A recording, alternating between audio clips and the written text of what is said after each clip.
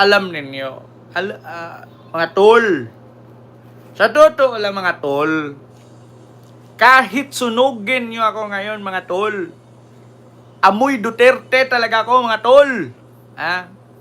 Mga tol, kita nyo naman mga tol, kahit mag-2 join sa'yo mga tol, kahit silaban ninyo ako tol, amoy Duterte talaga ako tol. Ito na, mga kababayan, Robin Padilla, may reunion daw kasama si Gloria Arroyo at si Mikey Arroyo sa Hong Kong. Alam nyo ba ito, mga kababayan? Napanood nyo na ba ito? Nabalita na ba ito sa TV? Wala. O eto na, i-share ko na lang sa inyo. Parang wala pa yata sa TV itong reunion ni Gloria at ni Robin Padilla.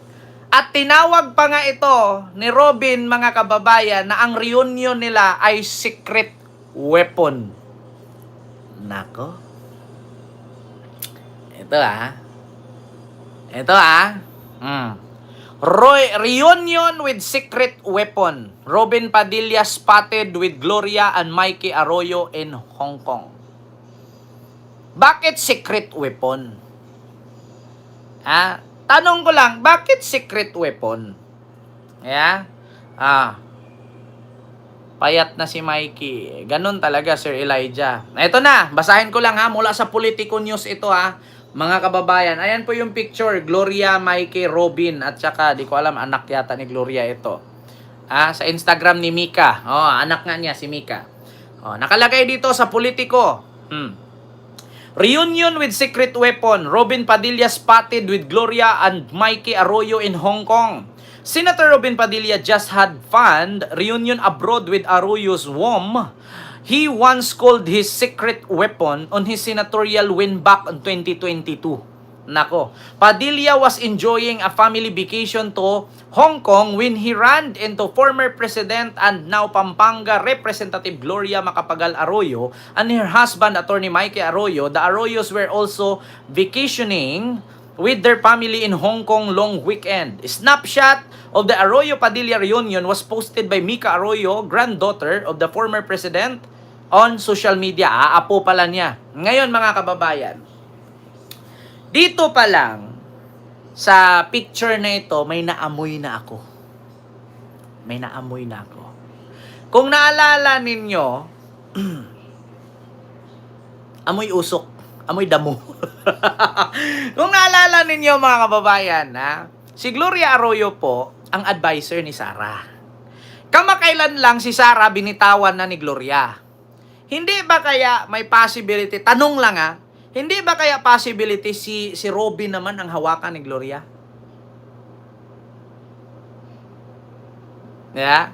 Hindi ba kaya possibility na si Bongo, si Sara, si Robin? Si Bongo, si Sara, si Robin magbanggaan? Or else, si Sara, si Bongo?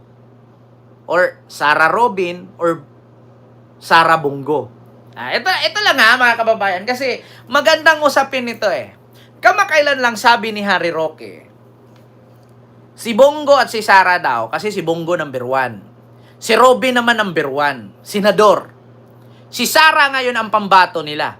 Sino kaya sa dalawang Robin at Bongo ang papartner kay Sara? Ulitin ko. Sino kay Robin at Bongo ang papartner kay Sara? Kasi, di ba? Robin, Bongo, Sara. Number 1 si Robin, number 1 si Bongo, gala si Sara. Sino kaya sa kanila? Kasi alam nyo, sa totoo lang mga kababayan, hindi ko sure kasi secret weapon daw Kaya nag-number 1 si Robin Padilla noong 2022. Nung 2022 election dahil daw secret weapon niya si Gloria. Alam niyo, masasabi ko talagang secret weapon ni Robin si Gloria kasi si Robin nag-number 1 pagka-senador, pumunta ng West Philippine Sea, sumakay ng bangka, tapos kumanta siya doon ng Bayang Magiliw, Perlas ng Silanganan, Alab ng puso. Sa election kay number 1. Number 1 nga naman siya. Bakit nga ba? Kasi secret weapon daw ni Robin si Gloria. Isa din po to sa rason na bakit si Gloria ngayon ay naging congresswoman. Dahil nung panahong kinasuhan siya ng plunder dahil sa ZTE deal, no? May bracket ang leeg. May bracket. May bracket. Ngayon, yung bracket niya sa leeg, nakaupo, naka-wheelchair, umiksi. Ngayon, nung nanalo si Digong, binigyan ng pardon. Ang tawag doon na clemency. Binigyan ng clemency. Tinanggal ni Gloria ang bracket, tumayo. Lakad na straight. Di ba? So, gagawa ka ng eksenang kakaiba, mag number 1 ka. Secret weapon nga daw ni Robin, mga kababayan, si Gloria Arroyo. Ito, wala naman akong sinisira dito mga kababayan kasi nandito nga naman. Diba? Nakita ko. Diba? Wait lang ha. Ito. Para malaman natin. Alright, Pam Queer. Kita nyo? May bracket ang leeg. Tinanggal. Okay na. Alright, Pam Queer.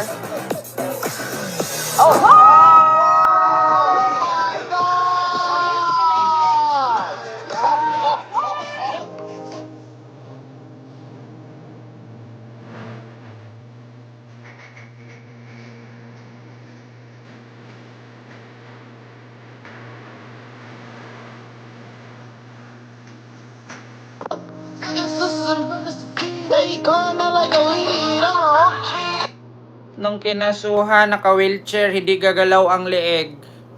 Nung nanalo si Digong, binigyan ng pardon, putangina tayo, straight, tanggal bracket, Gora.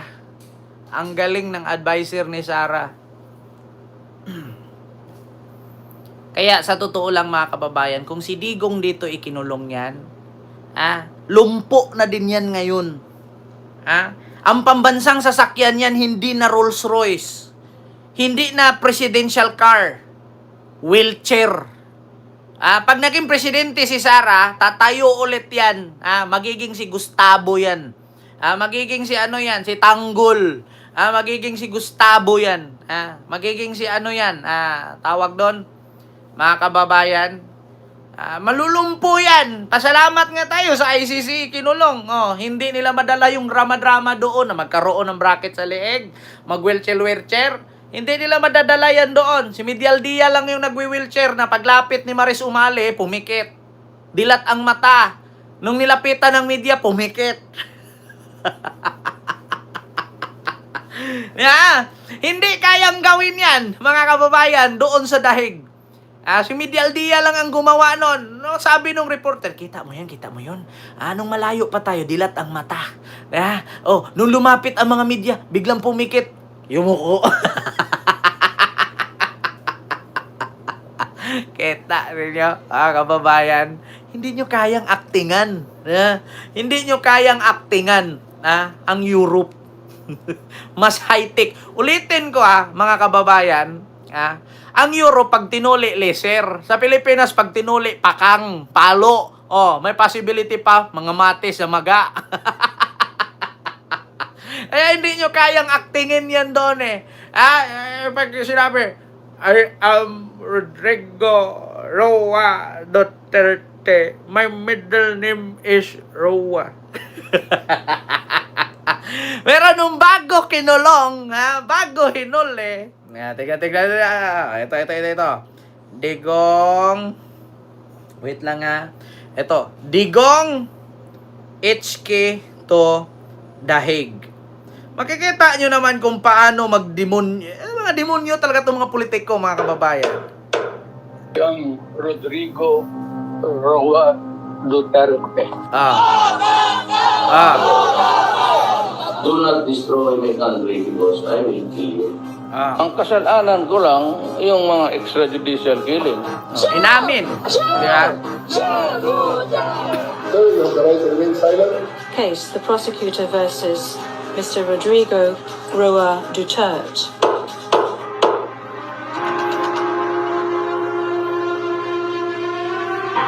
Rodrigo Roa Duterte.